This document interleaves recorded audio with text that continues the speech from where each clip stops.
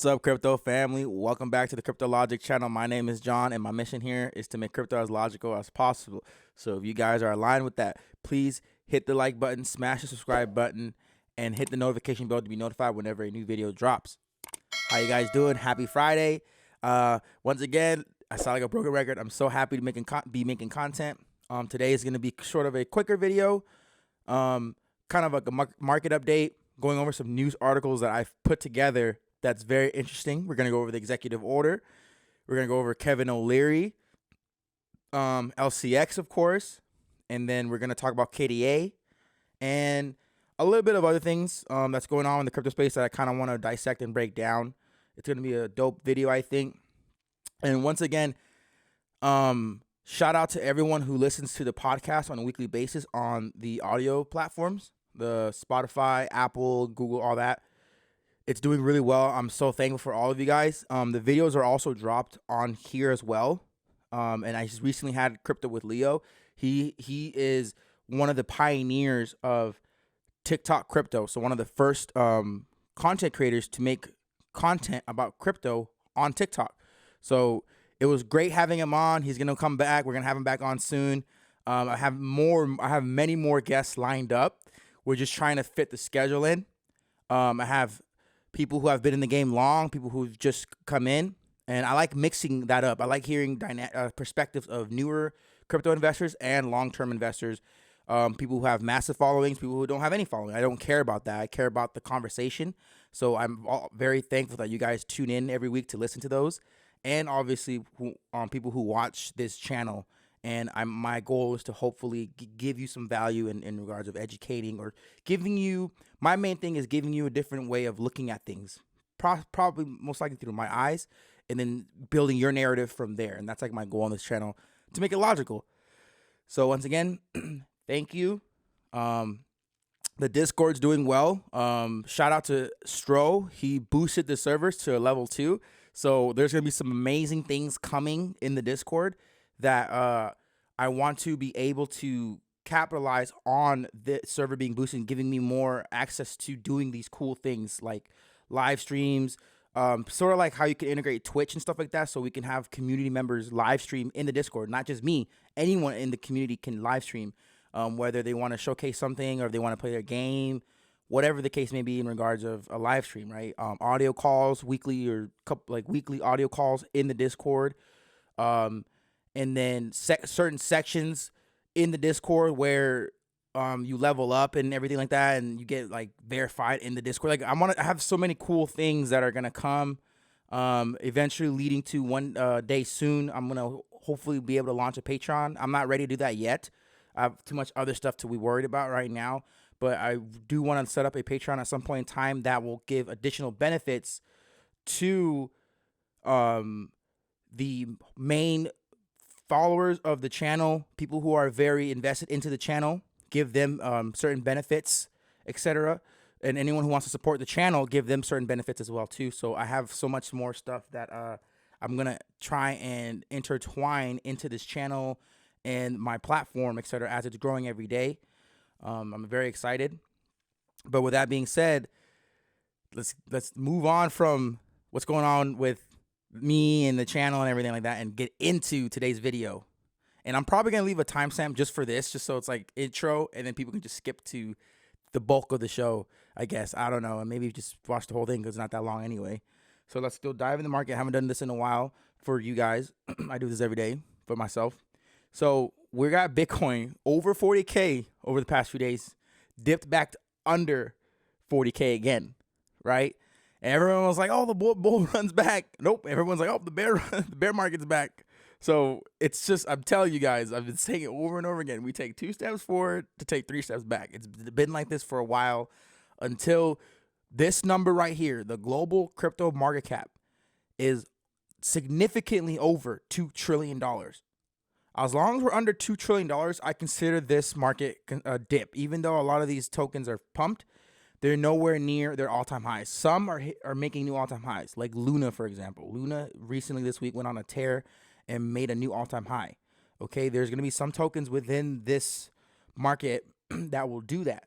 But overall, if we're not over 2.5 trillion, 3 trillion, I don't see us as actually making leaps forward because we're kind of staying stagnant where we were last year, 2 trillion, between 1 trillion and 2 trillion. That's like where we've been for like a year now, a year and a half. So a year actually. So we need to get past 2.5 trillion onto 3 trillion, 4 trillion. Then we can actually start seeing some progress, right? And that will be Bitcoin at 60, 70, 80K predominantly, Ethereum at like 4 or 5,000, and then everything else at new all-time highs. But that's a lot of money. A lot of things are going on in the world right now. Inflation and everything like that, the war, so much catastrophe, FUD, stress going on in the world. I don't see that happening anytime soon. Maybe not until towards the end of the year. I have no idea. No one knows. It's all speculation. That's why we're in this highly speculative market, and you just have to do your due diligence and respect the space and keep your head down and stay vigilant to your favorite types of tokens and your favorite fundamentals, right? And that's all I got to say about that. So Luna passed up Cardano, and Cardano is just like a sinking ship, slowly dropping out of the top 10. If Cardano doesn't go into full effect this year, it will be out of the top 10 by the end of the year, possibly by summertime, because Cardano, people are losing faith on it and moving into these other layer ones that are thriving, active, and being used and being sufficient, right? Avalanche, I think, is very undervalued. Luna is proving itself to be something very powerful. And Solana, obviously, is just there. It's always been used, and it's been used since last year. It pumped last year. We got to see what happens with that. It has VCs backing it. We got Polkadot, Cosmos, Near Protocol. Phantom obviously dropped horrifically, right? All the way down to number 40 at $1 now. And we got to see what happens with Phantom. And Phantom was supposed to be the next Ethereum killer. We got HBAR creeping up, right? The top 10 is going to look different every single year. And obviously, in my opinion, you win in crypto when you get a token that's like out of the top 20, out of the top 25 maybe, and it ends up being in the top 10. You win. That year, if you're invested in, you'd be a winner. Any token that's out of the top 10, out of the top 20, 25, and it gets into the top 15, top 10, I think you won crypto that year, because in the top 10, the minimum market cap is going to be around $20 billion. So if you buy a token that's at a $1 billion market cap and it goes in the top 10, it's at $20 billion, and that's if nothing else moves, that's like a 19x, 20x, right? So I just feel like getting into the top, finding a token that you believe in, get near the top 10, you'll win. And as the market grows and the overall market cap grows, the top 10 will be harder to reach. So it'll be default, the number 10 spot is 20 billion. Imagine the minimum for that is 50 billion, because Ethereum is at like $1.5 trillion, and then Bitcoin's at like 2 trillion, right? I'm just throwing random numbers. And then now the default for number 10 to get in the top 10 is like 50 billion, right? So now being in the top 15, it's almost considered being a winner, because the top 15 would be the original market cap of what the top 10 used to be. So I know it's kind of a lot of words being thrown out, but that's how I'm thinking about it. And overall, it's going to happen. And all these tokens that will never get to those $1 billion market caps will be fizzled out and drained. Liquidity will be drained and basically, essentially, quote unquote, rugged, and not be able to get to where it needs to thrive. And that could actually happen in a bear market, where the bear market wipes out all these useless cryptos, and the powerful ones will be left standing. And you just gotta hope that you're in those ones that are fundamental, that can survive a bear market, and then be able to capitalize on the overall crypto market going from 3 trillion, 4 trillion, 5 trillion, all the way up to 10 trillion. So that's my thought on the market. Obviously, the market is right now is kind of in a lukewarm environment with a couple of big players. Phantom, big drop, right? Stacks went on a nice pump and went on a big dip. So I don't know what's going on there. I'm doing more research on Stacks in regards to what happened, but I love Stacks. I don't know what the heck happened. It blew up and then it fell tremendously, 18% in a day. So we'll see. Anchor Protocol is the same thing, it dropped 12%. But two right here, KDA is on a pump, and I'll explain why. KDA is on a nice pump. I love KDA. It's one of the ones I think that people not financial advice, need to dollar cost average into. I'm telling you guys, KDA is one of the ones deservingly belongs in the top 15 for sure, maybe in the top 10. right? But deservingly belongs in the top 15. Quant belongs in top 10 too. That was random, but I was just thinking about that. But KDA, Rune is the decentralized. I was reading more about it last night, but essentially a decentralized layer one exchange, etc. That has Thorchain, which is one of the most powerful resources on Rune. And I think Rune is going to be, shout out to Dante DeFi as well for putting me on this off air before we got on our podcast a couple weeks ago. Rune is one that everyone should also look out for. I think Rune is spectacular. I'm doing more research on it. It's powerful, and it might do some damage this year or next year. We don't know, but that's just my feeling on it. But yeah, the market is kind of dull right now. We got a couple standing out ones. Let me know in the comments if you're in any of these. That if you're in KDA, if you're in Rune, Seller. Let me know if you guys are in Celsius. Let me know if you guys are in any of this. And yeah, I'm gonna move on to some news. Before I get over to KDA and LCX and all that stuff, there's some news I kind of want to break down. Obviously, the first one being the executive order came out. This is on the whitehouse.gov. I'm gonna link it in the description below. It says digital assets, including cryptocurrencies, have seen explosive growth in recent years, surpassing a $3 trillion market cap last November and up from $14 billion just 5 years prior. Surveys suggest that around 16% of adult Americans, approximately 40 million people, have invested in, traded, or used cryptocurrencies. And that's in America.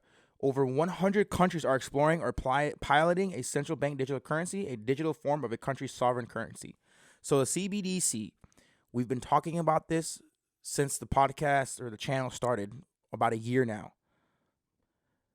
Everyone was building CBDCs besides the U.S. Everyone was looking into CBDCs. We always mentioned this country's exploring CBDC. This country's starting a CBDC.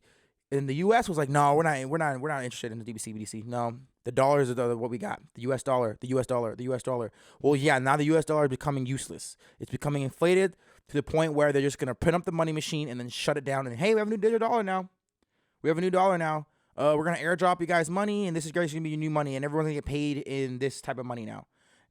That's obviously not going to happen right away, but in their mind, over time, that's what's going to happen. Everyone's going to be using digital money.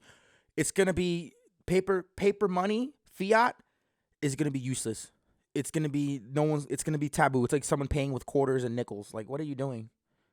Right?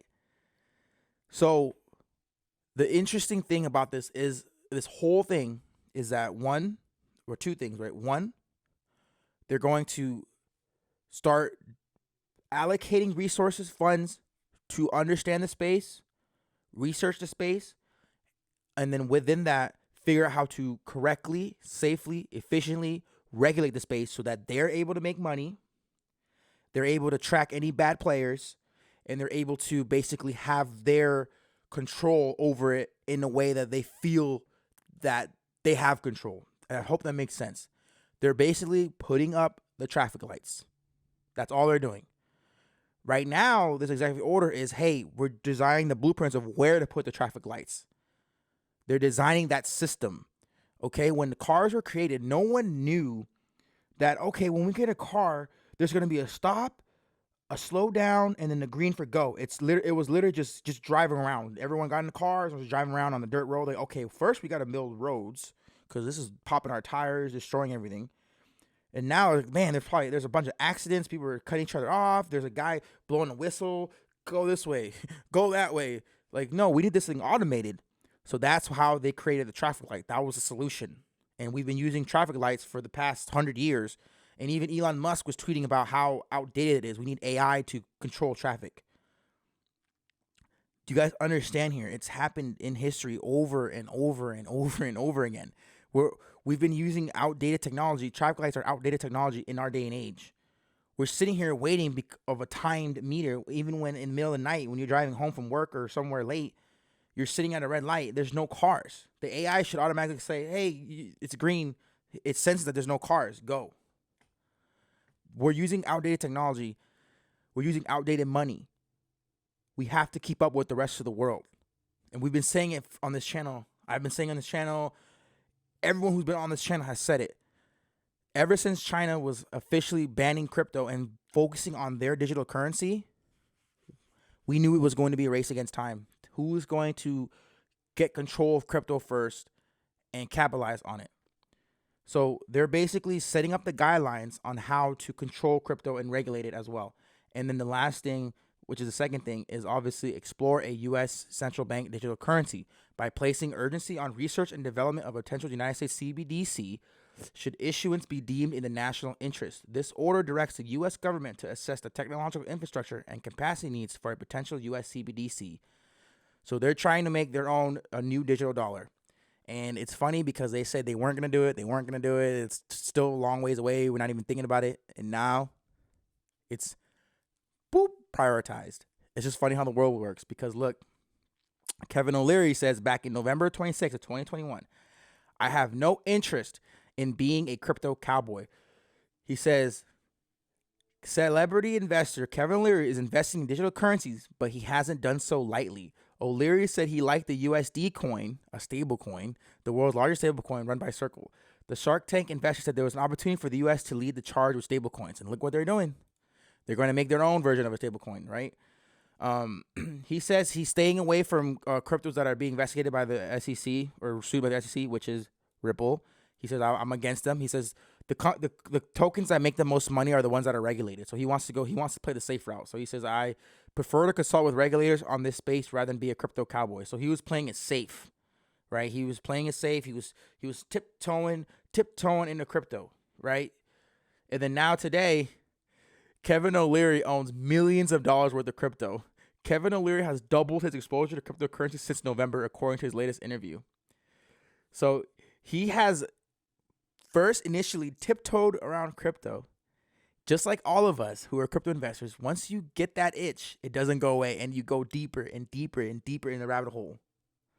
So he is all in on crypto in a sense. He's moving towards all in on crypto and NFTs. And he's investing heavily in it now when he was at first saying, I don't want to be a cowboy. I'm playing it safe. I'm just going to take my time. And now he's like, oh, shoot, we got to go. I got to get more. I got to build my net worth in crypto.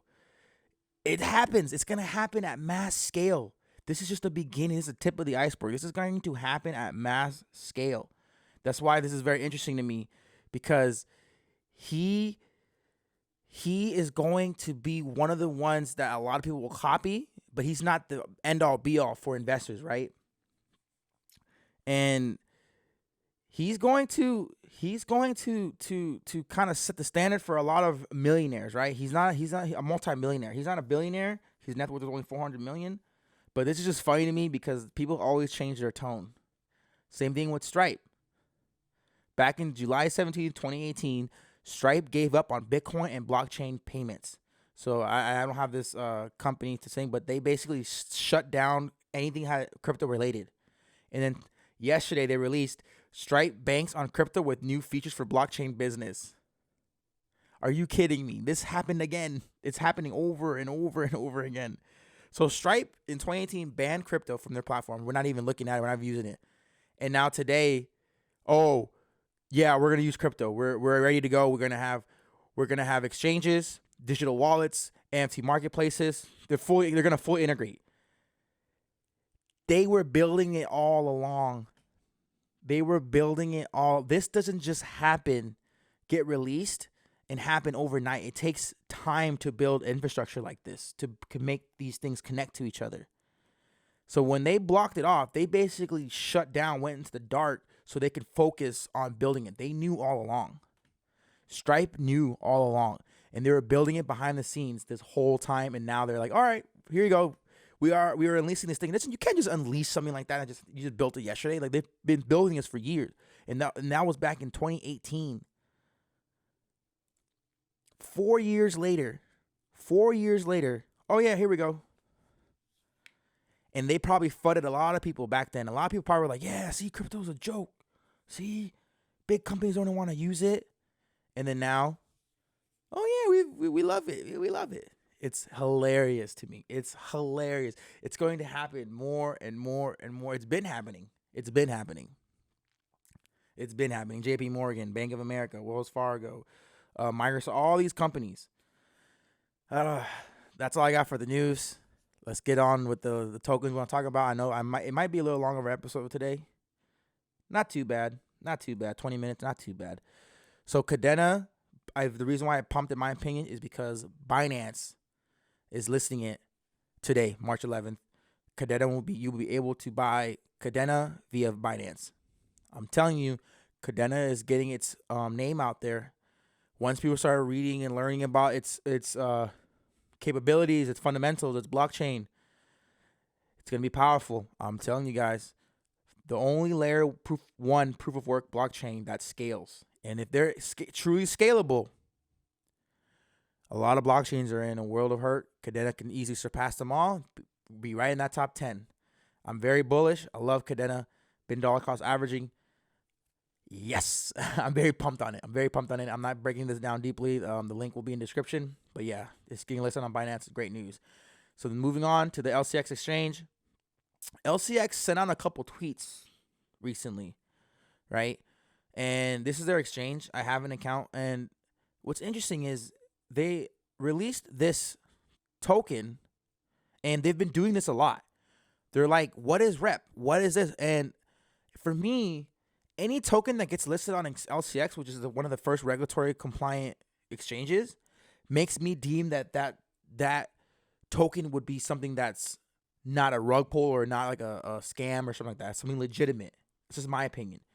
So they released this token called Rep, and it's like a crowdsourcing token where you can make predictions and bet on elections, bet on things, which is fascinating because when with Web 3.0 and crypto, you can literally make a token for everything, just like how everyone would make apps for everything. So I think it's awesome, and you got to pay attention. Like even this, they listed Doge, and Doge is probably going to be one of the ones that actually, like I said before, a year ago, Dogecoin is going to be one of the only meme coins that survive, right? And then they got AMP. Like they list tokens that I think will thrive and succeed on their exchange. So that's why when this is another good place to research new tokens, low cap gems, etc., and learn about them. And I did a little bit of research on Rep, and Rep's been around since like 2016, maybe even earlier than that. And this is awesome because it's just giving you a little quick overview and keep kind of alerting your radar. Hey, check this token out. And they did it with ENS, and I like ENS. ENS is going to be the game changer when it comes to Web 3.0 and how they're going to integrate and be the crypto version of a DNS server, right? Of the domain name system. So it's like basically getting the .eth. So I can get like cryptologic podcast.eth or whatever, and that would be like my domain name, my URL, and I would own that, and I would be able to put it to my wallet or whatever. But that's besides the point of the token. I'm just saying here's another one that's not listed on there yet, but it seems like they're going to list it because they're already teasing you of look at this token.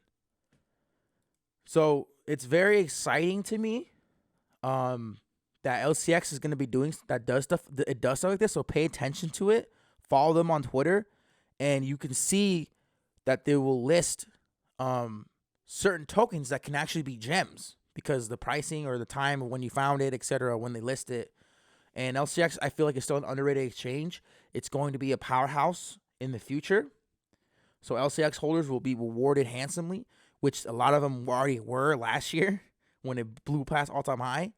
But I think when LCX is finally, the app comes out and it finally becomes recognized as a blue chip exchange, there's going to be no turning back. Couple dollars, easily $10. I'm very bullish. I'm excited for the future. We're in a murky situation of crypto right now. I know I said it was going to be a short episode, but it is kind of short. 25 minutes or so. We're in a very murky situation when it comes to crypto. A lot of things happening with Phantom. The creators left. Time Wonderland tanking. These nodes. What's going on with these nodes? Right. DeFi is taking a big hit. NFTs in a bear market again. The XRP Ripple lawsuit is getting closer. We don't know when it's going to end. April, they're saying. Now they're saying September. So there's a lot of things going on. We're still early enough to where you can change the trajectory of your life.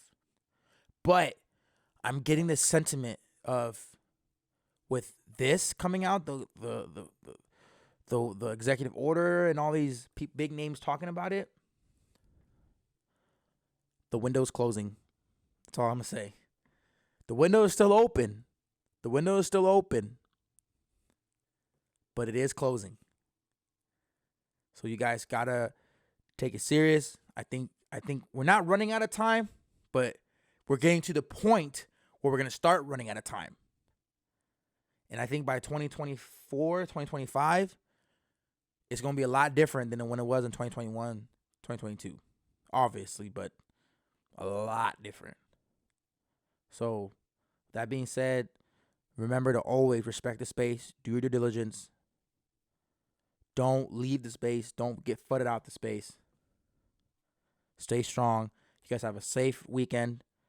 I'll see you guys on Monday. Got amazing podcasts coming up. And I'll see you in the next episode. Peace.